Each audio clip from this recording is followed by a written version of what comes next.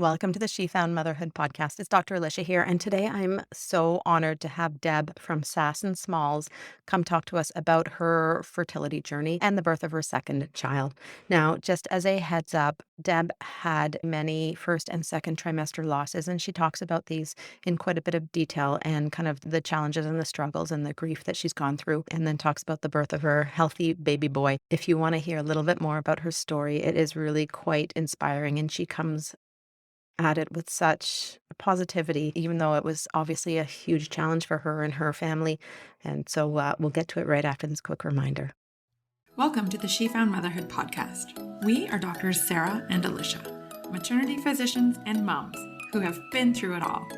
We want to empower you with knowledge so you can have the best pregnancy, birth, and postpartum experience you can. She Found Health and She Found Motherhood is meant for general medical information only. The content of this podcast is not intended to be a substitute for professional medical advice, diagnosis, or treatment. This information does not apply to every situation. If you have questions or if you've received different advice, please contact your healthcare provider. Always seek the advice of your physician or another qualified health provider with any questions you may have regarding a medical condition. The views expressed by She Found Health and She Found Motherhood and our guests are not representative of any of the institutions with which we are affiliated. Some of our podcast episodes are sponsored so that we can keep getting great info out there to you, our listeners. We only partner with companies that we truly believe in. Some of our links and suggestions may be affiliates, and we would appreciate you using them to help fund this important work. Now let's get to it. Deb, thank you so much for joining us today to tell your birth story. We met, I guess, a couple months ago now at the Victoria Hospitals Foundation, and we were sitting at the same table because we're both, and I use this term loosely because I'm not really one, influencers. I'm using my air quotation marks. You actually probably are an influencer, to help document the evening and let people know from our perspectives, mine healthcare provider, yours patient, previous patient, about the evening, right? So we were sitting at the same table and we started talking, and then realized you had this amazing story that you were willing to tell that goes through a lot of the challenges that people go through in their journey to parenthood, and you were willing to tell it. And the other person at that evening who is not at our table is the amazing Haley Boss, who is one of our fancy obstetricians, maternal fetal medicine specialist. And when you saw her, you went over and gave her the biggest hug because she obviously had a huge impact on the care you received and your story. So why don't we start off by you telling us a little bit about yourself, and then we'll get into your story. Okay, first, thank you for having me here, Dr. Alicia. I'm honored. Thank you. So, yeah, Dr. Haley Boss, yes, she's a huge part of our story, actually. I'm Deb Bellino, and I'm a mom of two very interesting children. Wonderful, wonderful children, big part of my life story. I started our journey with my daughter 11 years ago. So she's 11-year-old preteen, and I have a 4-year-old toddler preschooler who thinks he's about 30. And so we're having a really good time with them. I am married to George, and we live here in Victoria, Vancouver Island. And yeah, that's basically who I am. And you've got your influencer status is because of? Oh, so Sass and Smalls is my platform. I'm a blogger. I guess I should tell more about myself. Sorry about that. So I'm a blogger. I'm also a podcaster for Sass and Small Talk. It just started this year, but where we shared our story. At first, we started off with kind of kids fashion. I'm from LA, and I'm Canadian, but we had our daughter in Los Angeles, and then we came back to Canada, came back home where the family was. And we thought, you know what, this is where we're going to raise our family. And I had this idea in my head that I was going to have many children. And that didn't exactly happen, unfortunately, but we're very happy with what we've been blessed with now. Our story is why we had to go through what we went through to get to where we're at now. Okay, just really briefly, I do want to share my story with my second because of the journey in between my first and second, but really briefly, George and I got married a little bit later in our kind of mid-30s because we wanted to chase our dreams in Los Angeles, and we did all the fun things. We chased our career first and we focused on that. And then we decided, okay, let's get married 10 years later. And the problem with that is that we had this idea in our head based on all the Hallmark movies I've watched that we were going to just have kids as soon as we get married and we'll go from there. We'll have a plan and it's going to work. And unfortunately, we discovered after a year that of trying, and I tried from the first day of our honeymoon, to have our baby. And so you can imagine 12 months of disappointment month after month. And I thought there's something wrong. And we went in and immediately I was told I have PCOS. There was options offered to me, but mostly they were encouraging me, the fertility clinic, to let's just look into IVF. You have the capability to get this done. Let's do it. So we went ahead and we were one of the very few lucky ones that I know that went into IVF. I'm a lot more aware of what could be the alternative to attempting that kind of the assisted reproductive, technologies. It's a lot harder than it sounds. But I went in and we got pregnant right away. And everything was wonderful. So I was blissfully ignorant and saw that life was easy getting pregnant with IVF and smooth pregnancy and had her and lovely. Everything was wonderful. She was a little quiet at first, and I thought that's just how it is. And everyone kept warning me, oh, toddlerville and all this stuff, it's going to be hard. And she's just a quiet child. And even now we're realizing why. And then, we then decided to move to Canada and attempt to have our second child. And lo and behold, we got pregnant the natural way. And I was very shocked and ill prepared because coming from the States we were there for almost 20 years. So coming back to Canada, we had to set up all the things. We weren't even sure if we were moving here. We had no plan in place. We were that kind of couple. We're like, let's just go back this month, and we just decided to come back, put everything in storage, come back with our daughter.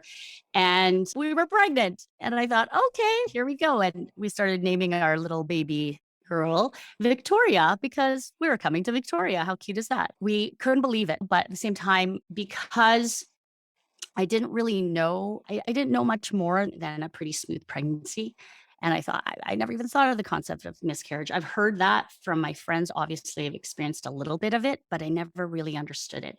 And we didn't really play it safe. We were just like, hey, let's see the doctor this random week. There was no major follow through because we didn't have a doctor. So I just went and got tested. It was confirmed we were pregnant. And then it wasn't really followed up because we were still searching for the doctor, we're still moving. And then weeks passed and weeks passed. And then we went in for some scans and it didn't look good. And we were always pregnant, but we never had scans until much later.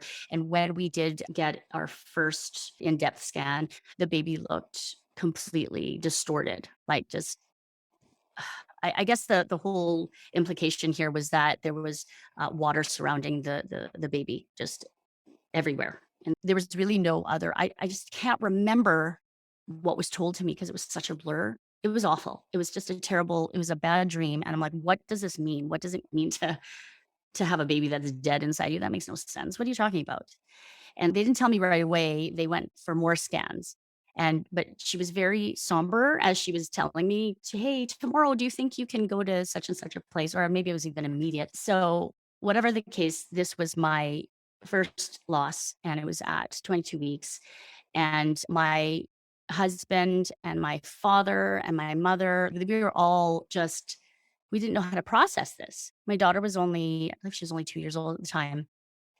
And that was supposed to be part of the plan. 2 years later, we'd have a baby. It was all perfect. And so we just went with the idea of, okay, let's try again next month. And I didn't really realize the impact it had on me. I just wanted to get going right away.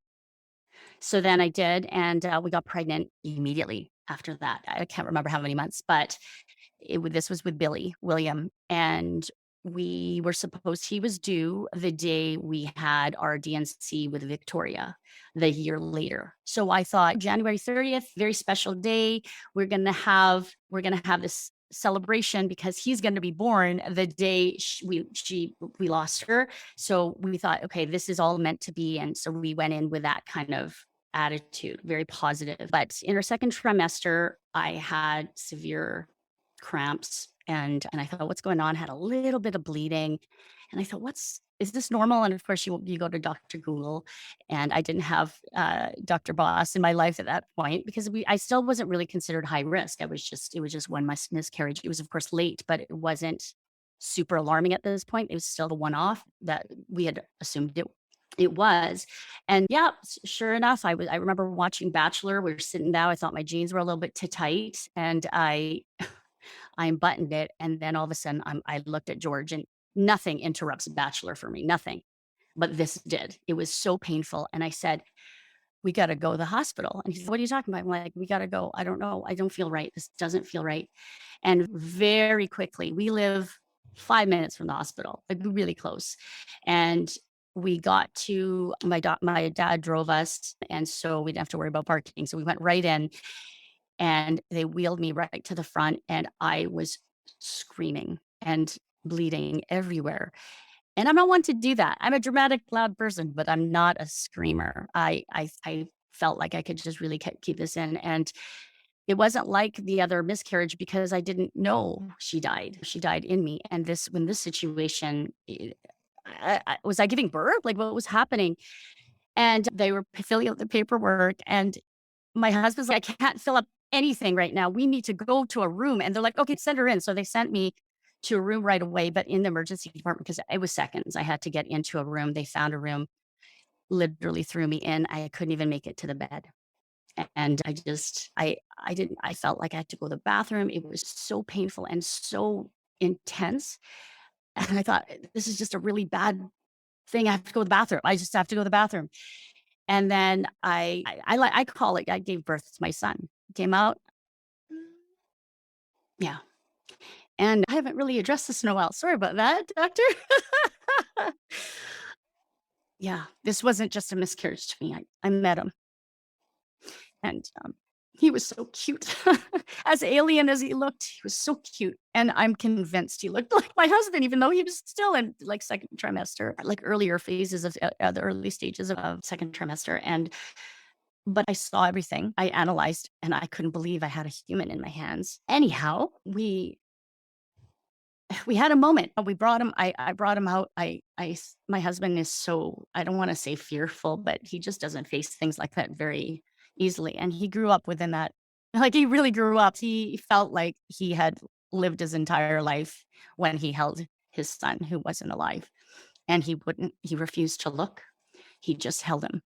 And then he covered him. And then a nurse came in and said, I'll give you a moment.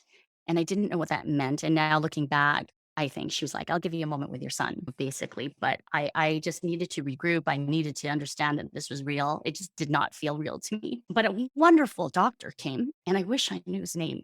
And it made all the difference. And he sat by my bed and he sat on my bed, held my hand, and he said, very kind. And he says, I know how you are feeling. I experienced this too. And that moment was just so beautiful because to have a doctor tell me that he himself knows how this feels just made me feel 10,000 times less alone. But I felt incredibly alone at that moment, even from my husband, because he didn't even know how to deal with it. So we're both experiencing it differently, but we had each other. We just didn't know. We didn't process it. We didn't speak about it. We didn't know what to do. We just cried.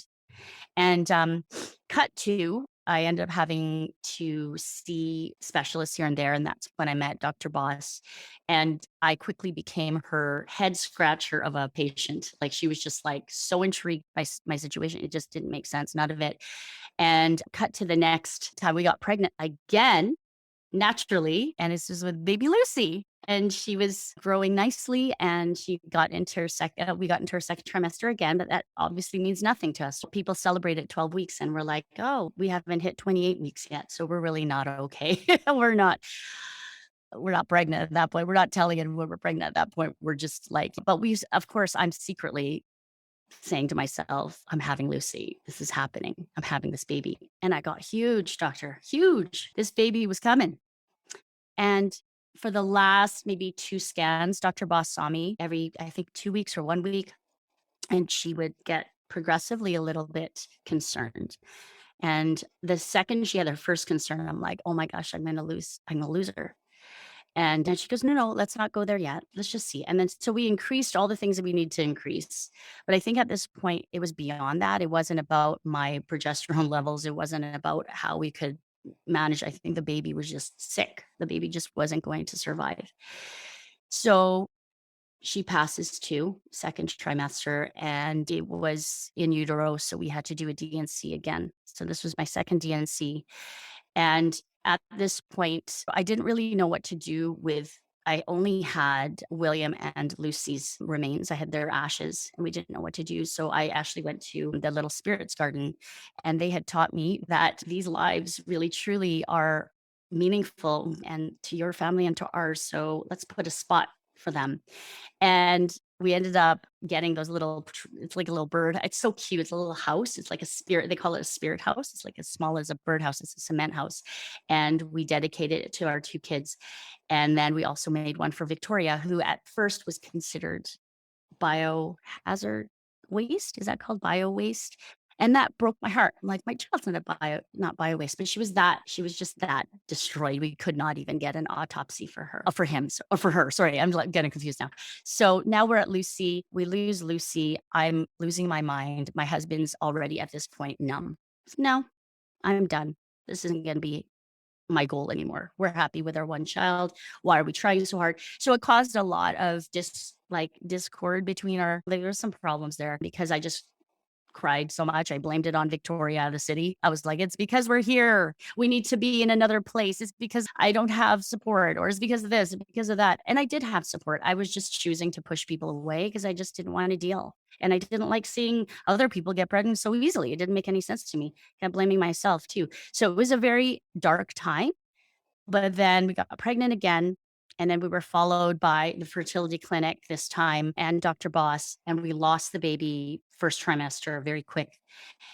And then, but it still hurt as much. It really did. Like when everyone says, oh, wow, second trimester, I grieved my first trimester as well, but I just didn't know their gender. And I didn't really know, I didn't have the longer connection. That was still a connection. You know what I mean? The reason why I named my three, and then I got pregnant again with Charlie after this first trimester loss. I got pregnant with Charlie and he was going to live. There was no doubt. This guy's going to live. He's going to be good. We were very prepared. We had all the medical protocol in place. Everybody put their heads together between the fertility clinic, Dr. Boss, and the team. I'm sure you've heard the story at some point because we were the weird couple that just kept having losses for no reason. We got all the genetic testing, George and I. We weren't related. Like there was just all this stuff. Like they checked my daughter. And we're like, what's happening now? The thing with my daughter really quick is that when we had her with IVF, we only had 3 embryos. 2 of them were put in me. And the one disintegrated and she survived. So we call her the true survivor. She really is the survivor. And that could have told me the story then. There's something up with George and I putting our my egg and sperm together. There's something going on, but we didn't put it together. But once we got to Charlie, and we were ready to go and everything was in place and he was developing fine. Everything was looking good until it didn't. And then I can't remember if it was fluid around his body or his head or if it was Lucy that had the fluid. It's all a blur to me. I just knew he wasn't either. And so we lost him. And that was, I have to say, he was one of the earlier, he was like William in that he wasn't as late as my other 2, but still in my second trimester. And I think strangely, because maybe it's the 4th time, maybe it's because we were so sure, maybe because we were armored, we were ready to go. We had it all for sure. This one was going to work, but he didn't. They saw signs. Dr. Boss was like, I'm so sorry, Deb, that this is reminding me of the other. We braced ourselves and then we lost him and I lost myself. I completely lost myself. And so I didn't want to try anymore. I was just angry. I didn't talk to anybody about it. I just kept traveling and I would just hide behind my career. And I killed it at that point because I would just be happy and I'd just mask it and I'd go home and not sleep and cry and rock myself to sleep. And throughout all these, I would join the vigils and the Healing Hearts Foundation, which is the pregnancy and baby loss support network here. And I met the wonderful Charlene, who has since passed, and she became a very good friend of mine and became my mentor and my support.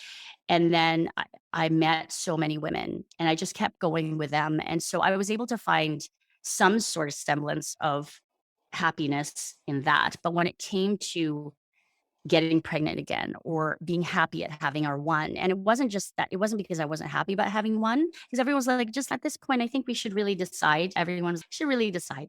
I think one is good. Everyone was saying it. The dog was saying it. Everyone was saying, just stop. And then we had 4 other miscarriages after that first trimester. But so that's 9 total. And and then I just went to Dr. Hudson in our fertility clinic, and I said, "What can I do?" And he says, "We could try IVF." I'm like, "Okay, expensive." It worked the first time. We have good luck with IVF. So we did it, and we didn't even get pregnant. So I think my body was just like, "Look, I gave you everything I could get, and that's it. There's no more, none left." And so after that's when George is like, "Enough is enough. We're done.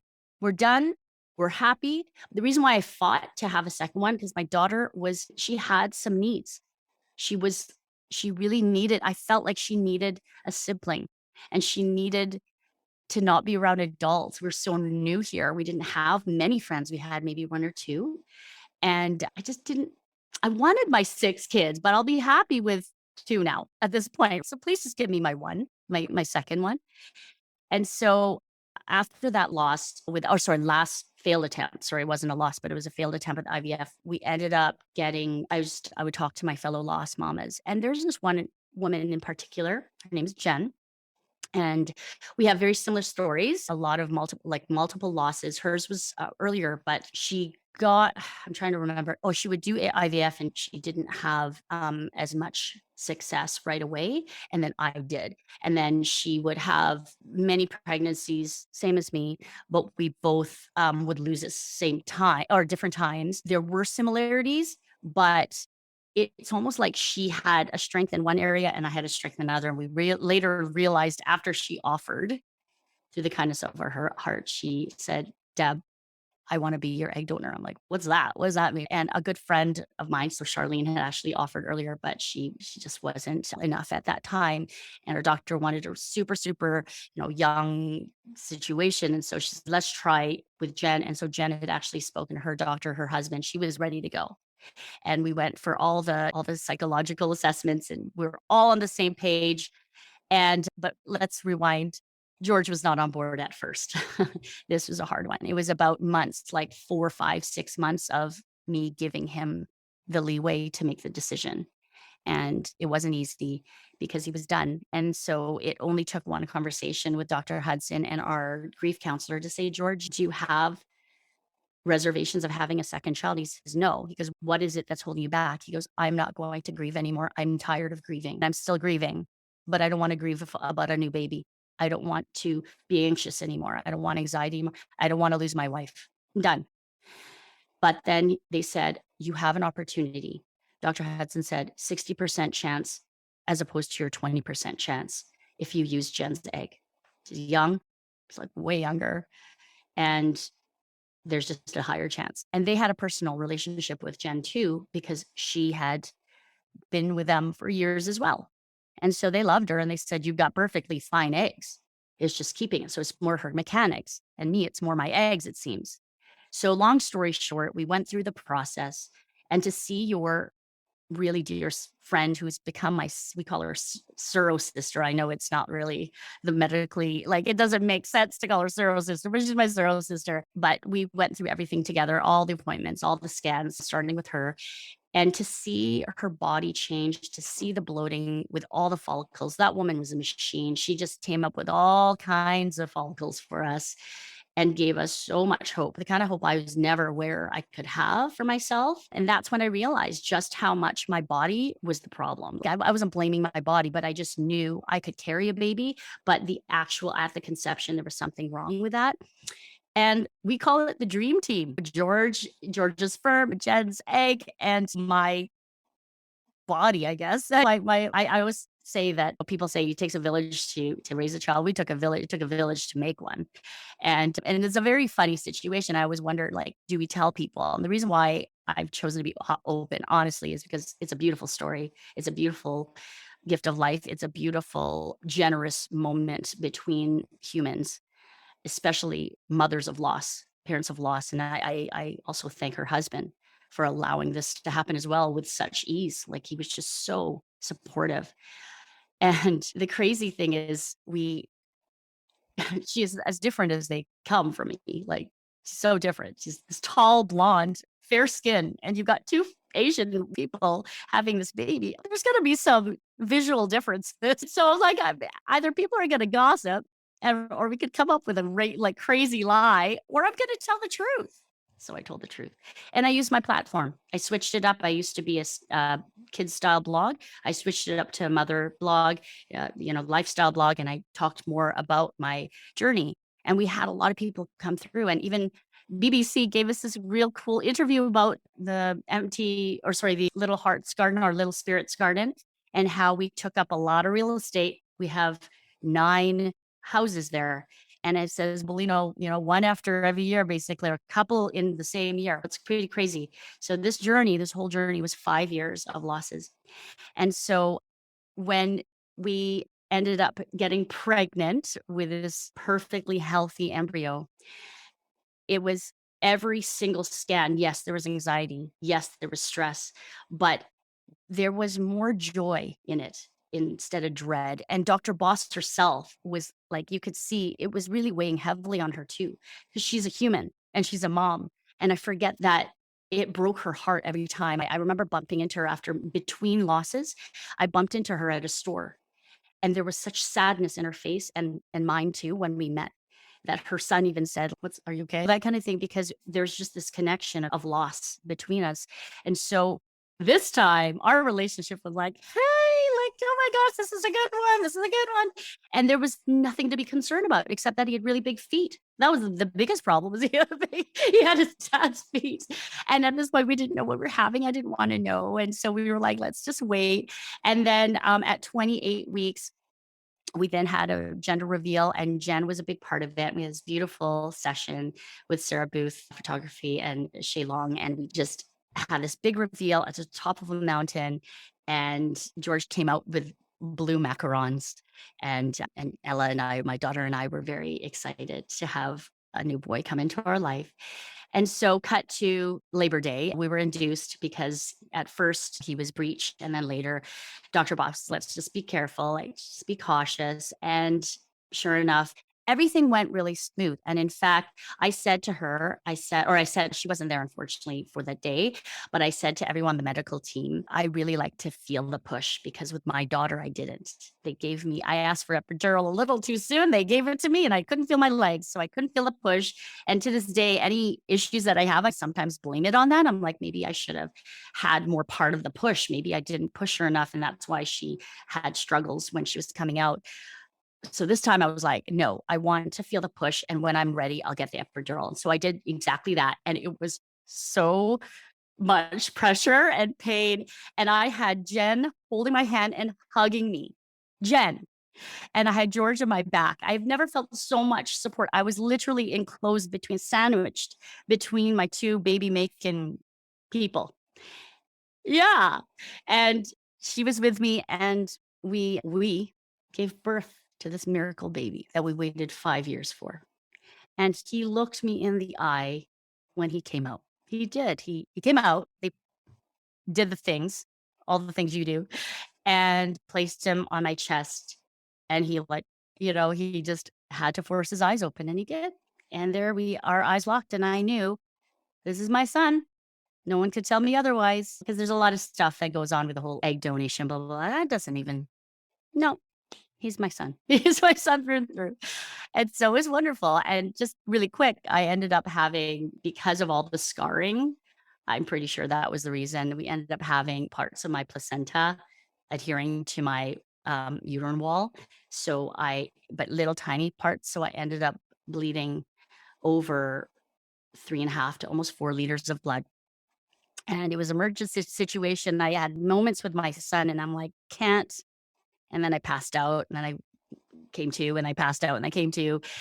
And then later realizing, as they were wheeling me out, that I was hemorrhaging quite severely. And so George was left to take care of him for a very good chunk of the day. In fact, I think the whole day. And then for the whole week after that, I finally recovered, but they didn't think I was going to make it, if you could believe it. I didn't know. And Nurse Wendy, I will always remember Nurse Wendy. She is my heart.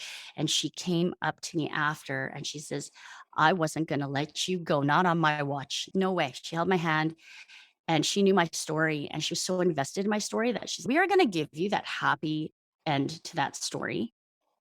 Come hell or high water, we're gonna make hell or high water. We are going to bring this kid, and we are going to keep you alive, and we are going to get you home.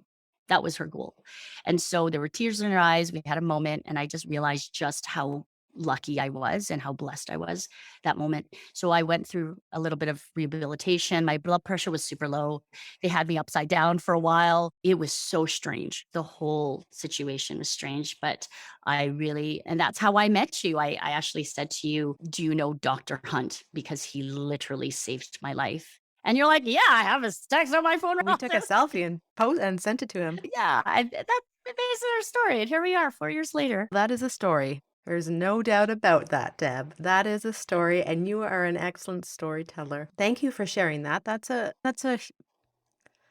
is a lot to go through. For even one of those experiences is a lot to go through as a human, as a parent, really. I truly believe that once we even consider getting pregnant, we're parents, that glimmer of Yeah. hope. And so to have that many losses and make it through to the other side and make it through with your family intact too. A lot of people don't make it through with their spouse, with their partner because, and you've mentioned this, right? Because we're all humans and we're all different and we all grieve differently. So Yeah. you're going to grieve one way, your partner's going to grieve a different way. Together, you're Yes. going to grieve a third way. But Hmm. but respecting each other's grief processes and understanding that it's okay to grieve differently, but how can you support each other? And that is huge. So I was going to ask you if it's okay. What did you guys do around your grief and processing? Did you do any kind of therapy or counseling? I think it sounds like after Victoria, your first, maybe you didn't. I get that sense, and you just moved on to get pregnant again. But then it's always there, right? Like, it's gonna come back at some point. I say this to patients who've had losses of whatever type. You have to do a little bit of processing because otherwise it's gonna come back and hit you when you're not expecting it or when you're not ready for it. So I'm just curious what that kind of process looked for like for you guys. 100%. I absolutely did not process. I wanted to get pregnant again, and I didn't seek help immediately. I just took a break from I'm trying to remember if it was after Victoria or William, if left and we went to Island because we just needed to get away. But I didn't realize there were such things as pregnancy loss, support groups. I hate to say this, but I had actually reached out to somebody for counseling. And at that point, I think because of our move, we spent a lot of money and we couldn't really afford the support. So when I did go for it, someone had actually said there was a free service for women for PPD. And I knew I was experiencing grief, but it felt like PPD. I was like, is this depression? It's depression, isn't it? It is postpartum because, like, isn't it? I didn't understand the technicalities. So I went ahead and called them and they're like, "How old's your baby?" I said, "My baby's gone." And unfortunately, that wasn't enough to get the free support at that time. I think things have changed since then. And I got so turned off by the idea of support because I got rejected by the one free one. I was like, I can't afford $300 sessions. And then later, when we did have William, actually, there, I think, no, I take that back. It was after Lucy. The social worker was there after my DNC and said, listen, you can reach out to people and here they are. Here's the information.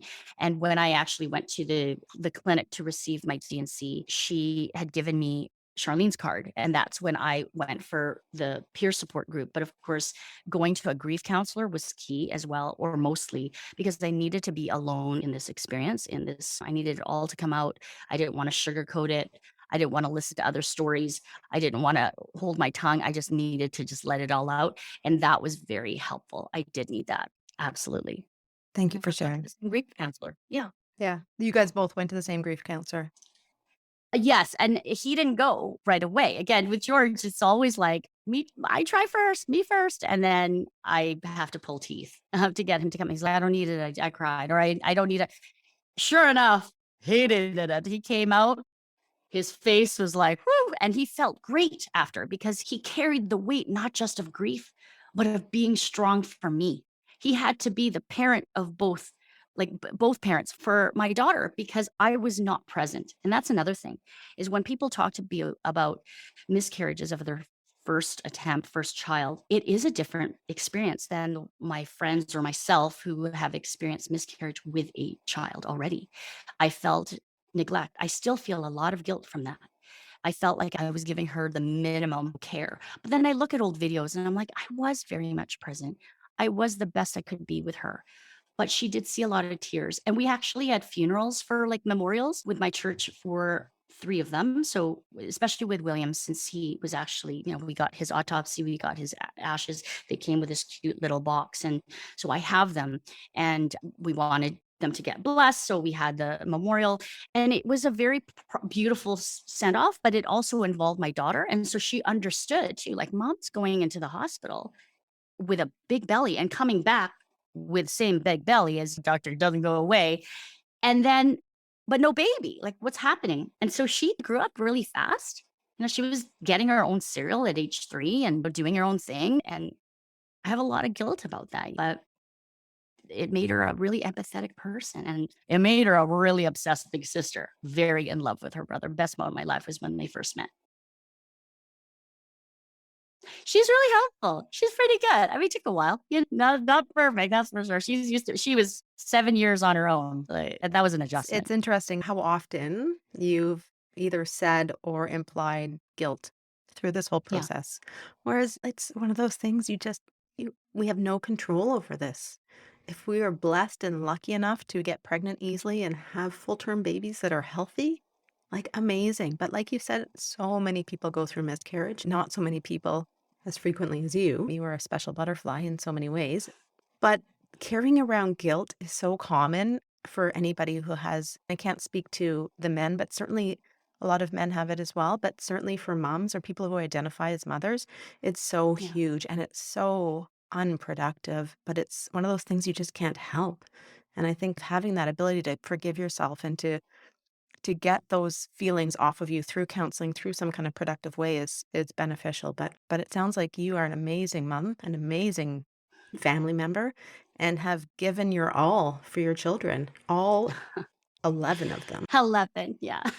And I also love that you Thank use their you. names, Victoria, William, Lucy, and Charlie, and keeping their spirits alive. And oftentimes I think when we're trying to support people who have gone through loss, we're almost scared to use their names, but I think it's really Yeah. important. And you let me know if that's of value. Do you value that when people use their names?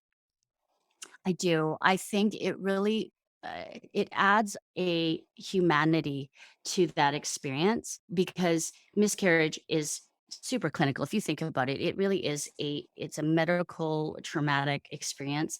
But once you put a name to it, it's really tough when you have a miscarriage because you can't see the baby for the most part. Even with William and any other baby that came out and then passed away immediately, pretty much 99.9% of the world that is surrounding that family had not seen the baby.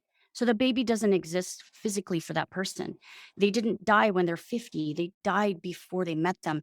They died before mom met them, mostly, if we're talking about in utero. And it's just so important to me, and I don't wanna speak for other mothers, but because I did have a few people ask, "Why'd you name them?" And it's a valid question. I think I was pretty defensive when I first answered it, but it was because in my mind, they did exist. I felt them. I felt their movement. I imagined them. They were the hope. I have scans. I have books, little books of their individual scans. And I created books. And this is Charlie's book. And I didn't really have it for Victoria. So I have a lot of sadness about that. I'm taking away the word guilt, but I do have a lot of sadness about that. And so I think being able to see it on a placard thing and putting it in there where we took all it's funny because we have, well, not funny, but 9 of those houses at the Spirits Garden, and then 4 of them have very clear names with the day of passing. And so we celebrate every time with our kids. No big secret. Everybody knows they have, the 2 of them, they know they have 2 brothers and 2 sisters, and then other little angels, spirits around them. So we took a beautiful shot. I'd love to show you at some point of my son, and he's all nestled in this little basket, and then little feathers, and 9 of them surrounding him. And oh, it just touches my heart so much. Sarah Booth did that photo for us. And it was the most impactful because he needs to know where he came from. He needs to know why so much love was put into having him physically so much love. 3 people went into that. What a So I story. just What a it's a beginning, story. hey? What a beginning. What a beginning. And it's funny when you say you're such a evolved mom. Oh my gosh, doctor, I am a homeschooler. I am playing on the floor with my kids. My house is so messy. I have zero floor space. I can't see anything because we're always on the ground playing because I know the alternative. I have bad days for sure and overwhelmed like any other mom. But I do remind myself every day that I almost didn't have these two, especially the second one. So grateful every day. Yeah. Grieving the loss of the ones you didn't have, but grateful for those that you have. Hey, yeah, I know kids get sick of them, but they're so lovely. So They're special. They're so special. Sometimes I go, he was worth it. He was worth it. We all have that. This I is have a friend who had IVF. She's a single parent by choice, had IVF, spent $20,000 or whatever. And she's, some money. days I wonder. She loves it. She's like, I can't believe I spent that much money on this troublemaker, but worth it, right? Worth it. Moments of craziness within these huge spaces of love, right? Yes, absolutely. Deb, thank you so much for joining us Thank you, today. Tasha. If people want to check you out and check out your Instagram or your podcast, where can they reach you? Thank you. I'm actually at sassysmalls.com as my blog, all my handles for every platform, Instagram. I'm just starting out on TikTok. I'm not really a TikToker, but I'm trying to be. And Facebook, I'm at Sass and Smalls. But our podcast is Sass and Small Talk. And I'm excited to have you on it. Very excited. And so, yeah, we're everywhere. Sass and Smalls, YouTube as well. And we'll link all those in the show notes. So if you want to check out Deb out of her, any of those, we'll put those on the show notes so you can find her. Thanks so much. Lovely. Thank you. Thanks so much.